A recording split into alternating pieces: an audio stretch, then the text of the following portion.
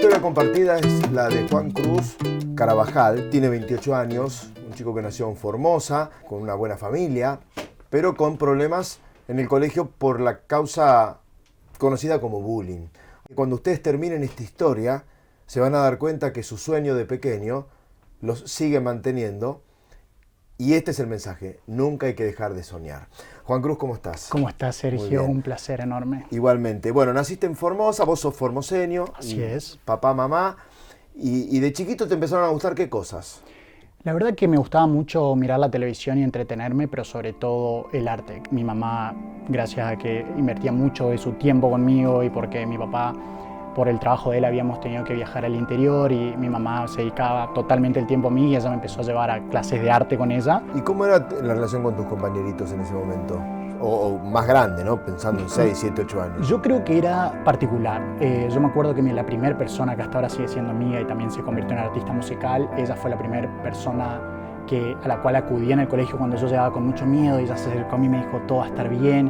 Y desde ese momento yo empecé a crear un vínculo con las compañeras, con las chicas, por el hecho de que yo sentía que había menos violencia como psicológica o emocional, cuando los chicos era una cosa más de ser un poco más agresivos o más de esto, de que siempre había como un tipo de violencia y que siempre era esta cosa... Era un maltrato, sentías como un maltrato. Totalmente, y marcar esta cosa de que siempre me marcaba la diferencia de que yo tenía o actitudes más, como poder decirlo, afeminadas, o que me gustaba jugar con las muñecas con mis compañeras, pero también me gustaban hacer cosas de chicos, pero era siempre el tener que sentir que tenía que ganarme la aprobación de los chicos, sobre todo en el deporte, en la escuela. Mi refugio era volver a mi casa. Pero era por la presión social, digamos, porque vos decías, está mal visto. Totalmente, hoy lo entiendo que no era la culpa de los chicos, sino que aprendí que esto uno lo trae de la casa, el hecho de cómo es el trato, los chiquitos no imitan a los más grandes, y hoy lo entiendo, pero en ese momento era muy difícil, y era volver a mi casa y no querer decírselo a mis papás, porque yo sentía que el que estaba mal era yo, que mis papás iban a tener la misma visión de cambiar, porque evidentemente hay algo malo con vos. Tremendo es eso, ¿no? ¿Cómo era esa situación con tus padres, ¿no? Porque vos llegabas y vos sabías pensabas que tus padres iban a actuar como tus compañeros increíbles, ¿o no?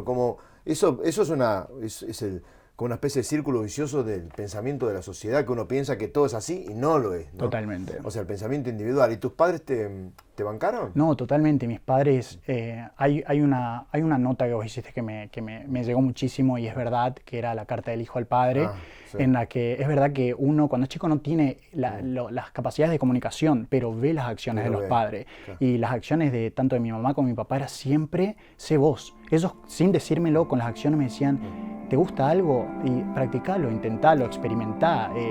Yo creo que 2 años antes de que pasara lo de mi papá, de que falleció, me empezó a gustar la música, porque la música fue un escape para mí, como que eso fue una salvación para mí, decir, me refugio en esto y en la música y en el entretenimiento, para yo olvidarme de que existe allá afuera una realidad que es cruel conmigo.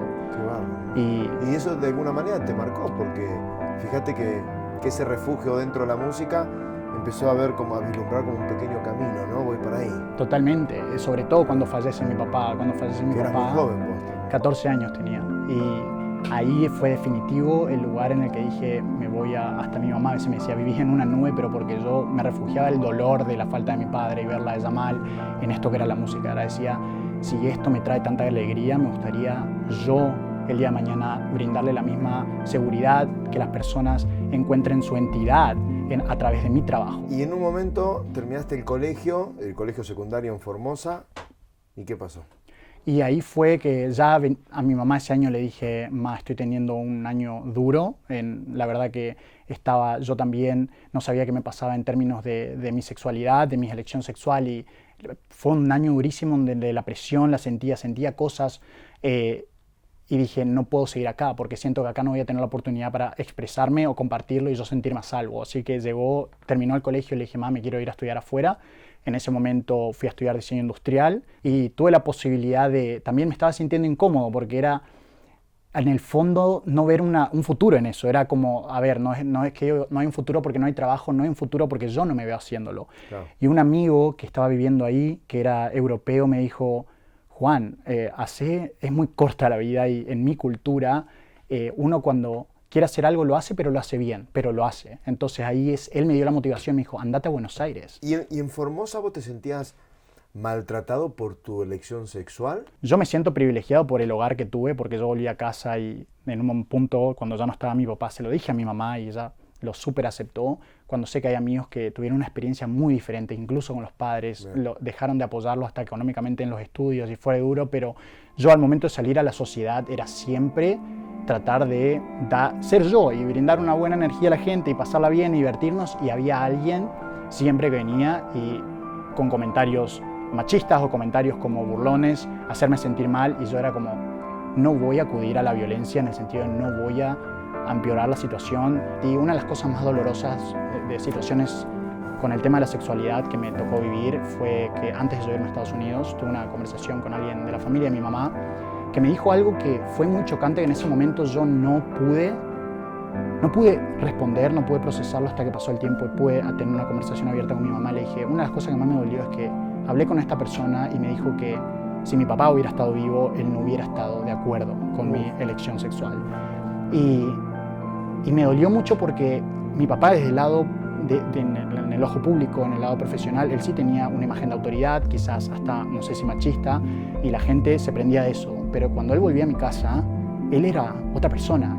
Yo ni sabía a qué se dedicaba cuando era chico, y era esta cosa de dar amor, de darme apoyo. Era como, ¿querés un micrófono? ¿Querés una guitarra? ¿Querés mi atención para cantarme? Y ver su cara de, me encanta lo que haces. Es tremendo, que hay mala gente ahí, ¿no? En el camino. Uno tiene que saber diferenciar, ¿no?, quiénes son los buenos y quiénes no lo son. Lamentablemente es así. Aprendí gracias a mi esposo eso. Me dijo, Juan, vos tenés que saber que los títulos de familia, de primos, tíos, lo que sea, no te hacen buena persona y no te tienen que forzar a vos a tener una relación. Si esa persona es tóxica o te dice cosas que a vos te alejas. Familia y relativos no son lo mismo. La familia es esa persona que te sentís vos cómoda y podés compartir cosas sin... Y después en un momento conociste a tu novio, en ese momento te casaste y te fuiste a Estados Unidos. Totalmente, lo conocí acá en Buenos Aires en el 2016. ¿Y en Estados Unidos cómo llegaste a la música? Eso fue, la verdad, que una experiencia muy abrupta, el cambio cultural, y tengo la suerte que tenía una persona, de que en el fondo también era una buena persona, y más allá de yo estar muy angustiado por el cambio abrupto cultural, porque no es lo mismo visitar que vivir en otro lado, Bueno. Sentía mucho más inseguridad porque decía, a ver, mi nivel del idioma no era el mismo. Yo decía, más inseguridad tenía de que no voy a surgir, no va a pasar. Y esta persona que estaba conmigo me decía, hacelo, cree en vos. Tipo, en ese momento yo hacía música no bajo mi nombre, Juan Cruz, sino que bajo un nombre artístico, un personaje. Un seudónimo. Y un seudónimo. Y él me dijo, hacelo bajo tu nombre. O sea, claro. Las personas que... Vos sos el único que te ve de cierta forma, las personas que te rodean y la energía... ¿Y vos lo hacías con otro nombre? ¿Por qué? ¿Porque te da vergüenza? Me da vergüenza. La sociedad me marcó tanto tiempo que había tantas cosas malas conmigo que yo decía, si yo creo otra persona, va a ser diferente y voy a tener como la fuerza para poder avanzar en mi proyecto. Bueno, y ahora estamos ya después de la pandemia, que fue dura para todos. Tenés 28 años, sos muy joven. ¿Cuál es tu sueño? Y mi sueño es, la verdad, poder terminar... Este año por lo menos es terminar el álbum, y algo que soñé por tanto tiempo. ¿Estás grabando? Totalmente, ya lo estoy por terminar fin de año, sacar los videos y poder hacer un show, un live streaming show como hacen ahora. Y ese es el primer sueño de hace mucho tiempo.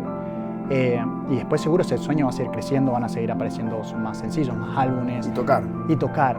Pero mi sueño más grande es saber que una persona se me acerque, que es lo que me pasó a mí de chico, y que me diga, gracias a vos encontré quién soy, gracias a vos tuve la valentía de hacer lo que me gusta, porque al final, de nuevo, creo que los artistas somos vehículos para lo que realmente importa, que es la música y la energía y el mensaje que va con eso. Se llama Juan Cruz Carabajal.